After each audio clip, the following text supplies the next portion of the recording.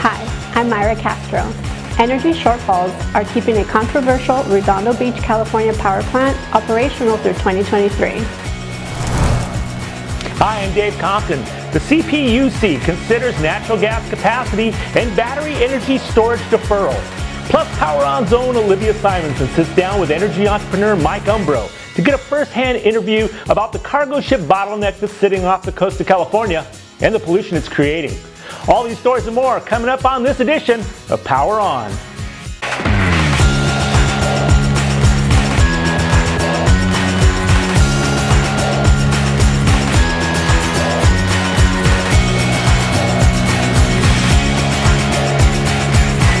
This episode of PowerON is sponsored by California Natural Resources Group, your local energy company meeting California's needs today while transitioning us to the green energy future of tomorrow.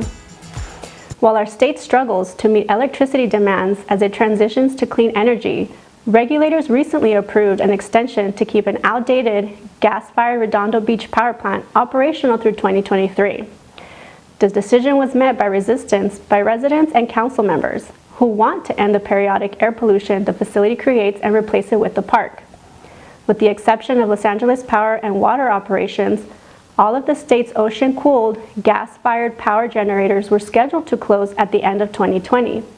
But after rolling blackouts in August of last year, energy analysts predicted future supply shortfalls, a result of climate change-induced heat waves and comparatively slow pace of developing clean energy. So last year, regulators approved extending the life of old generators in Huntington Beach, Long Beach, and Oxnard through 2023, and those in Redondo Beach through 2021.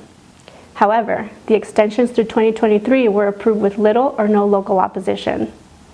We'll be right back with more PowerON after this brief message from our sponsor. Ventura County has a history rich in oil and gas production. However, as our county and our world has evolved, we realize the need to create a sustainable energy future for our children. We grew up here, raised our families, and worked the land in Ventura County for nearly 100 years. Now we've come back, bringing with us a new vision to the oil and gas operations that we've recently acquired. Not only does our vision include continuing to produce oil and gas in a responsible environmental manner, but it also includes building green, sustainable energy sources side by side our oil and gas production wherever geographically and environmentally possible. We're proud to call Ventura County our new home and be your responsible energy neighbors. We look forward to leading California into the green energy future it deserves. We are Cal Energy.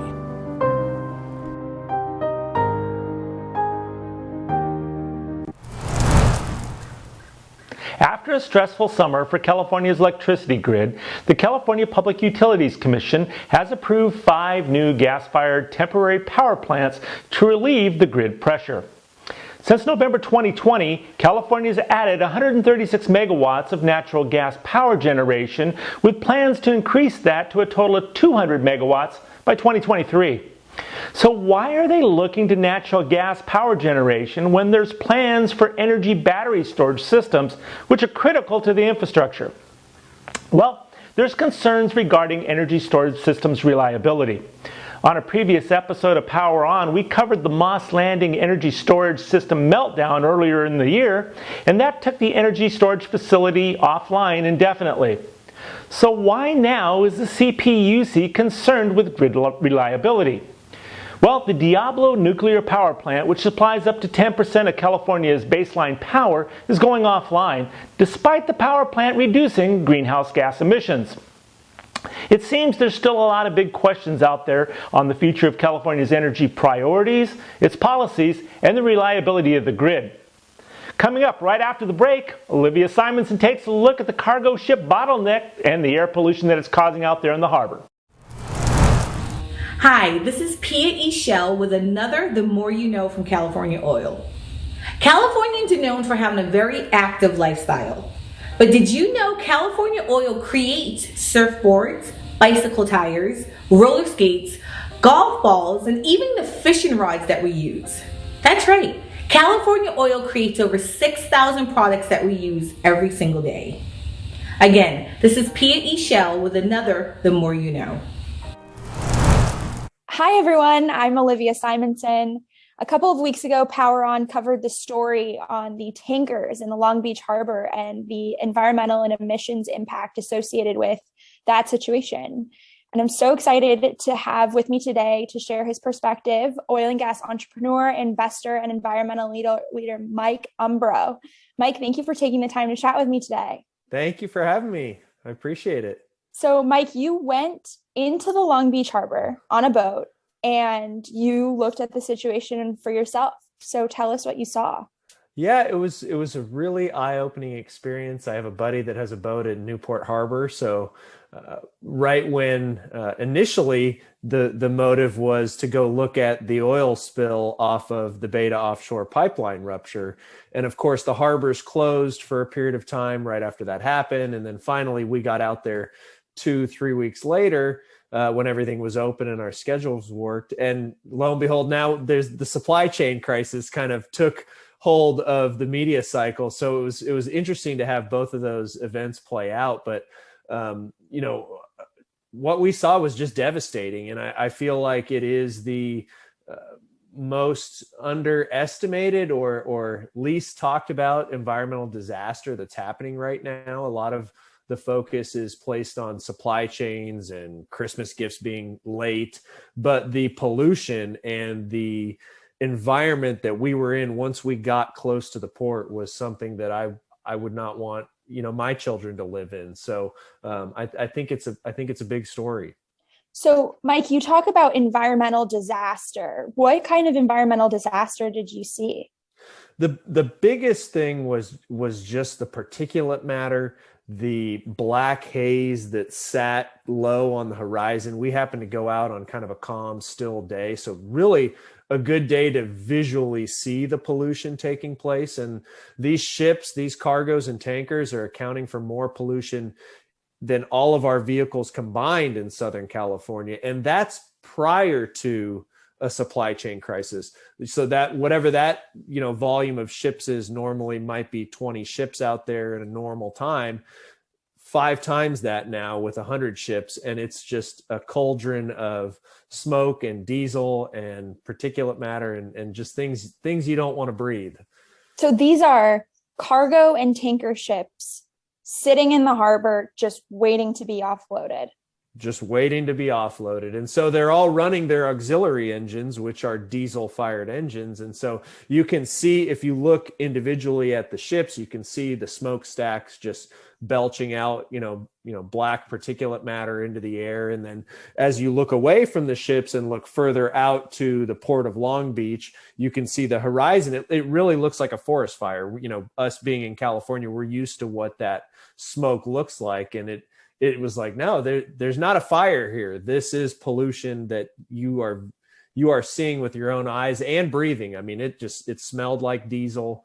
It didn't feel good the next 2 days for me and my sinuses. I feel like I'm still recovering from just being there and in that situation. So, Mike, why is no one doing anything about this? What action or inaction are we seeing from our governments on this? I think the main thing is we tend to focus on greenhouse gas emissions, and we don't focus as much on how our consumption is impacting, these supply chains, where we're sourcing these products, mainly China, and bringing them into the Port of Long Beach. So I think it casts a pretty ugly shadow on how our supply chains are set up as a whole, if you take a holistic look at it. And I don't think that's an appealing thing for politicians or the media to talk about. It's much easier to say, hey, look at all these ships. Wow, that's a lot of ships. Oh, Christmas gifts are going to be late, and then move on. And I think we're missing the pollution story amidst the shock and awe of seeing all these ships and, containers and cargoes floating out there. So what's the answer?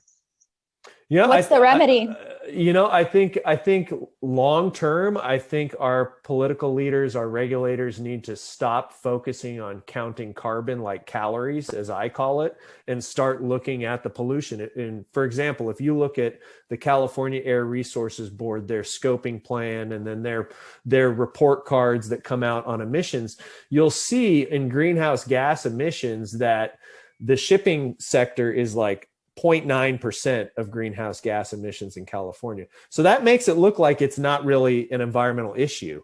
But when you take a step back and say, wait, what about diesel particulate matter? That's not a greenhouse gas. What about SOx and NOx and these pollutants that go up in the air?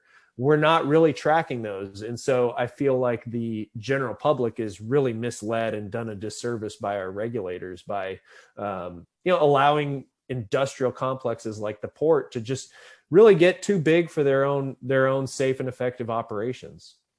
Wow. Well, Mike, thank you so much, everyone. Mike Umbro, oil and gas investor and entrepreneur, coming to you with his reports from the environmental crisis happening in our Long Beach harbor. Mike, thank you so much. Thanks for having me. Thanks for talking about this issue. Well, that's it for this episode. If you're watching us on YouTube, make sure to click that little red subscribe button below. On behalf of Myra Castro, Olivia Simonson, and everybody else here at PowerON, thanks for watching.